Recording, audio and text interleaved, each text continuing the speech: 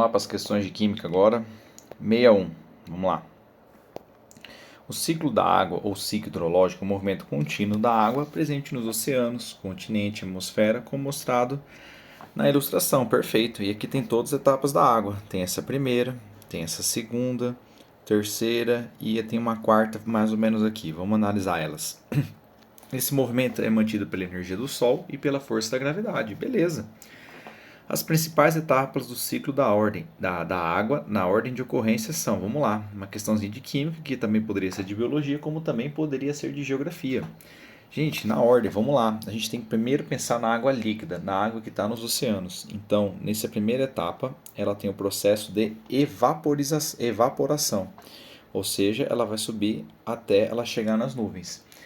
Com o aumento da altitude e a redução da temperatura, ela vai sofrer um segundo processo, que é o processo de condensação, ou seja, essa água que evaporou novamente vai ficar líquida. Então aqui é a evaporação.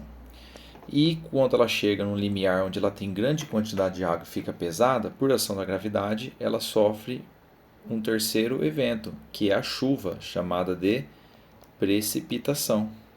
E por último é a questão da água propriamente dita ser absorvida pela aqui na Terra. Ela pode até ter a vazão pelo mar ou oceano, mas também tem a questão de ser absorvida pelo solo, que nessa quarta etapa a gente chama de infiltração. E essa é a ordem que a gente tem que analisar. Então, nesse caso, a gente sabe que é a alternativa B. Lembra que a gente sempre começa com a evaporação. Temos que ver a água, principalmente no seu estado líquido inicialmente. Questãozinha de radiação, muito tranquila. Uma série de desintegração radiativa natural é um conjunto de elementos químicos com núcleos estáveis que segue uma sequência ordenada de desintegrações espontâneas, as quais emitem partículas alfa, e ele ainda demonstrou, não havia necessidade, e partícula beta, obrigação também não sabermos antes da prova, até que se origine um núcleo estável de chumbo. Beleza. Considere a seguinte reação de desintegração. E ele pergunta o número de partículas alfa e beta emitidas nessa série. Uma questãozinha típica de Enem, né? Vamos lá. Se ele passou de 238 de massa para 234, o único que mexe massa é o alfa. Então, se mexeu a massa, temos alfa. Então, aqui é um alfa. Aqui, desse aqui para esse aqui, aumentou só um próton. Então, aqui é um beta. Agora aqui passamos de um próton aumentado, manteve a massa, temos mais um beta. Agora a gente mexeu na massa, aqui mexemos na massa, aqui mexemos na massa novamente e mais uma vez.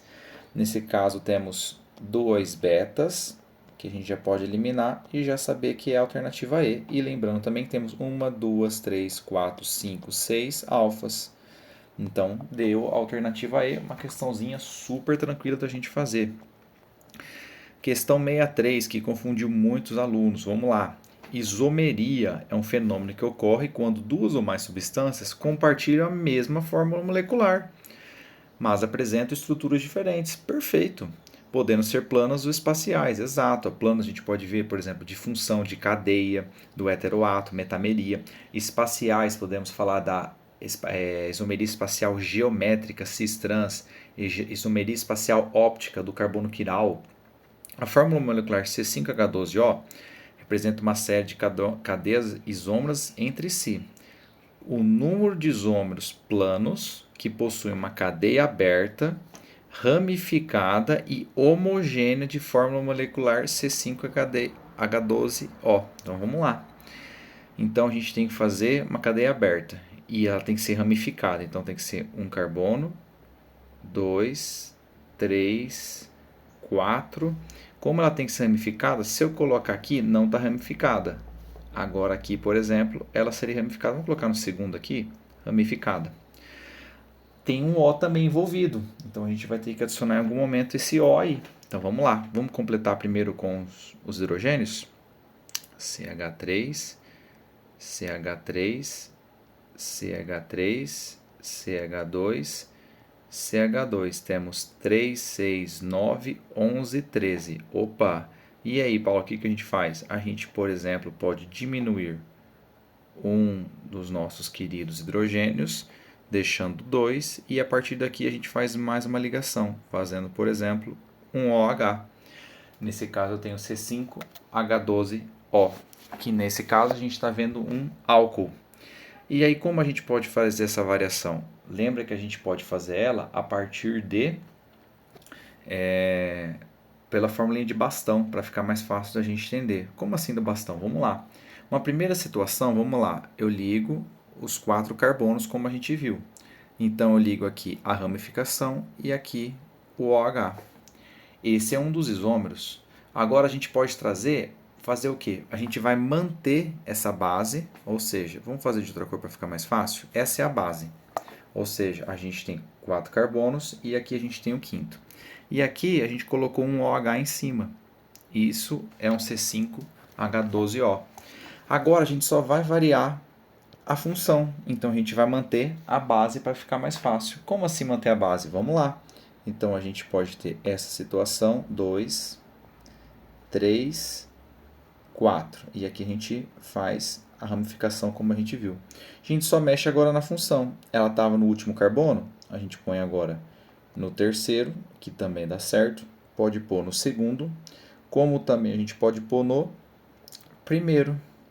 Essas são as 4 variações do nosso queridíssimo da função álcool. Então, nesse caso, a resposta é 4? Não, porque a gente tem mais um ainda. A gente pode ver que na cadeia ramificada a gente pode fazer primeiro com 3 carbonos. Como assim? Faz 1, 2, 3 carbonos.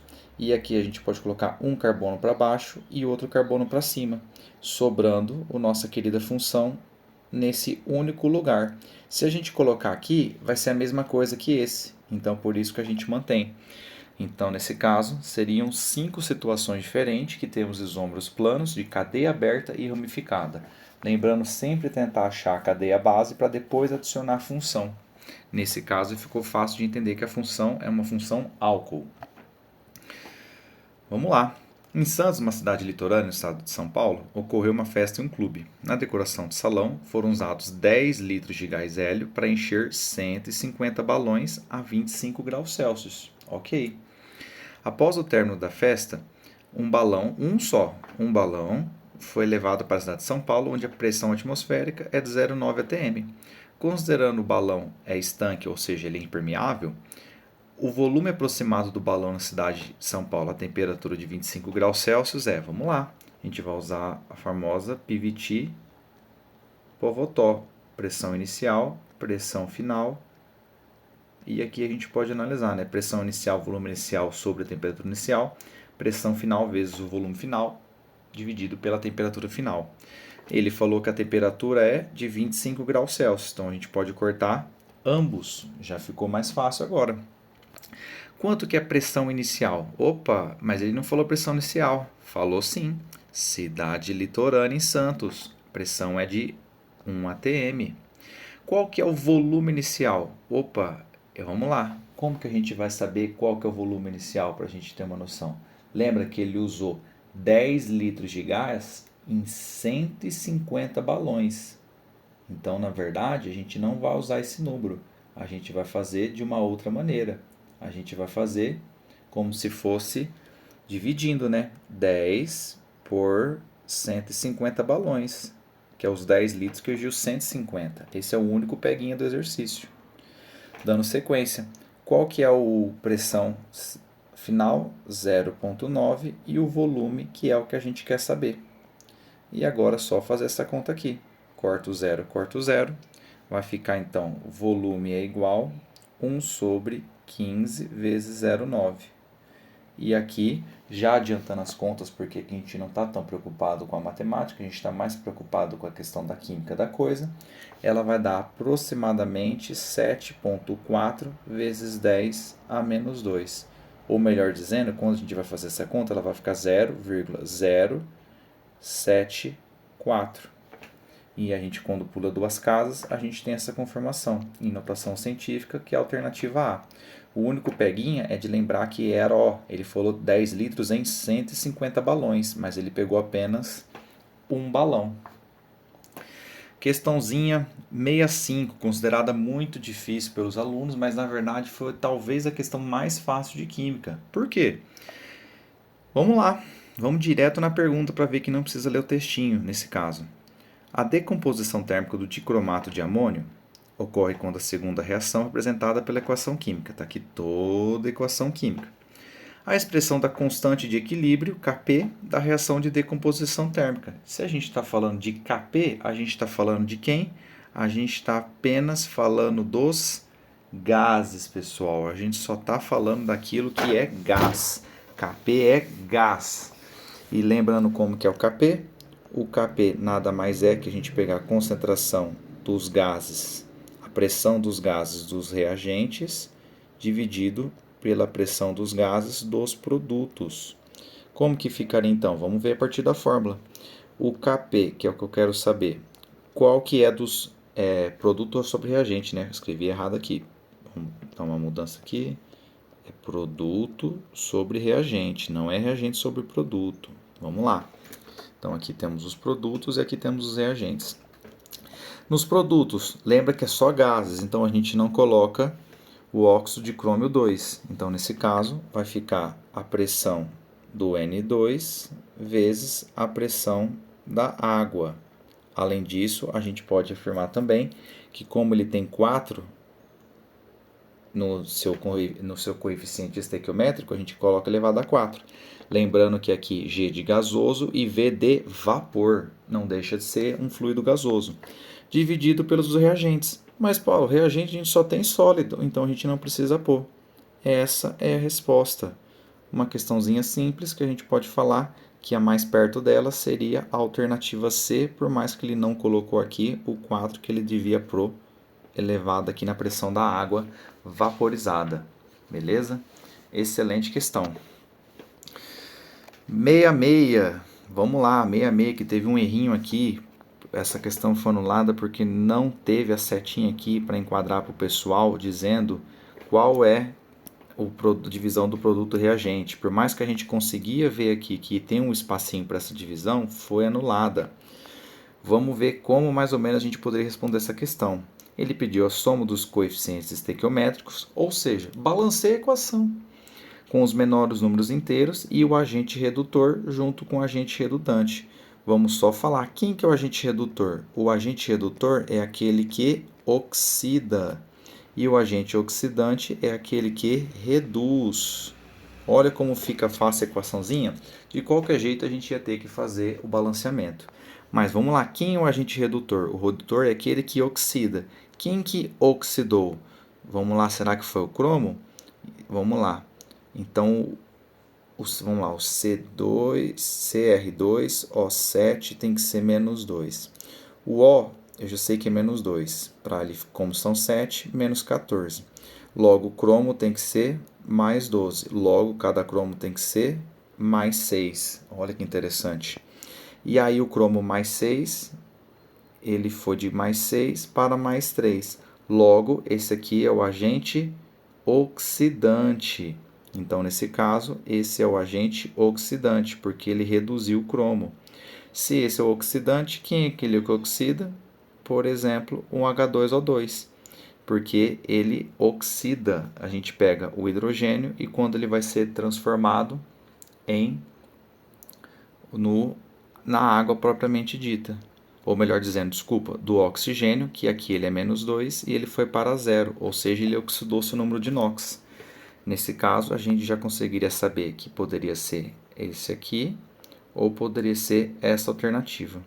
E depois é só fazer a questão do balanceamento químico, analisar sempre começando diferente de O e diferente de H. A gente começaria pelo crômio para depois chegar no H e depois no O, podendo fazer tanto por tentativa e erro também pela questão de quem oxida e quem reduz. Ótima questão também. Nesse caso era a alternativa B, mas como foi anulada, só passar meio por cima quais que eram a questão do agente redutor e do agente oxidante. Questãozinha polêmica essa também. Considere as reações químicas. Quais delas são de dupla troca? Lembrando, o que é uma reação de dupla troca? Por exemplo, eu tenho um cátion e ânion de um elemento. E eu tenho um cátion e o ânion daquele que vai fazer a dupla troca. Nesse caso, a gente troca. O A vai, por exemplo, com o D, porque se ele é um ânion, esse aqui é o o cátodo, esse é o ânion. Se o C é o cátodo, esse é o ânion. Então o A, que é o cátodo 1, vai com o ânodo do outro. E depois vai o B com o C. É assim que é uma realização de uma dupla troca. Então tem que ter pelo menos 4 elementos no mínimo. Vamos lá. Reação 1. Zinco, nitrato de chumbo, e o nitrato de chumbo de zinco virou chumbo. Isso aqui são seres sozinhos. Se ele está sozinho, está errado. Tem que ter no mínimo 4 elementos. Reação está fora. Muito simples assim. 2. Nitrato de prata. Beleza. Nitrato de prata, a gente já sabe que é o prata e o nitrato. Mais o cloreto de potássio. Cloreto de potássio. Tem 4 elementos que depois virou outros 4 elementos. Perfeito. A 2 está correta. 3. Gás cloro. Já errou aqui, né? É um ser sozinho. E olha que ele formou cloreto de sódio e água. Já não deu certo. Reação 3 está fora. É dupla troca. 4 é uma reação que eu tenho um elemento e ele virou outros 3. É uma questão de dissociação. 4 também não se enquadra. 5. Temos o sulfato de cobre. Sulfato de cobre misturando com hidróxido de potássio. Olha que interessante, 4 elementos e depois formou mais 4 elementos. Muito bom, reação 5 está correta, a gente já sabe que é a E. Olha 6, óxido de sódio mais óxido de enxofre. Formou uma coisa só, já está errado, é reação 6. Questãozinha muito tranquila também, mas é isso, tem que ter muito mais essa percepção e análise a partir de fazer muito mais provas.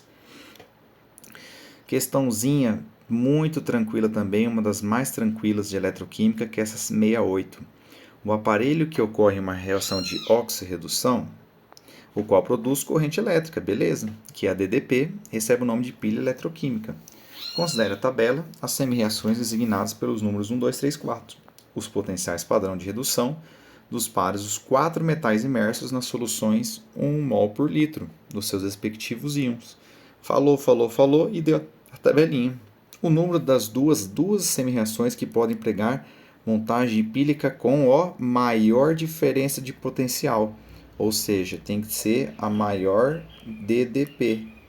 Como que eu acho a maior DDP? Eu tenho que achar aquele que tem maior potencial de redução e somar com aquele que tem maior potencial de redução. Olha como é fácil. Aqui a gente está vendo, analisando semi-reações do que? Mais 2 para 0, mais 2 para 0, mais 2 para 0. Ou seja, tudo isso, a tabela é de redução. Qual é aqueles que tem maior de redução? O que tem maior é o 4, é a prata, que ele tem 0,8. Então, o maior de redução é mais 0,8, que é a reação 4. E se nós invertemos os valores, mais 0,76, mais 0,25, menos 0,34, menos 0,8, a gente tem os potenciais de oxidação. Nesse caso, qual aquele que tem mais? O mais 0,76, que é o 1. Então, nesse caso, seria 1 e 4, e se a gente quisesse saber o valor, seria mais 0,76 com 1,8. Isso aqui daria no total, se nós quiséssemos saber, mais uns 5,6 volts, caso ele perguntasse. Questão super tranquila, é só pegar os valores extremos da tabela, porque se ele não fosse de redução, seria de redução, é só somar.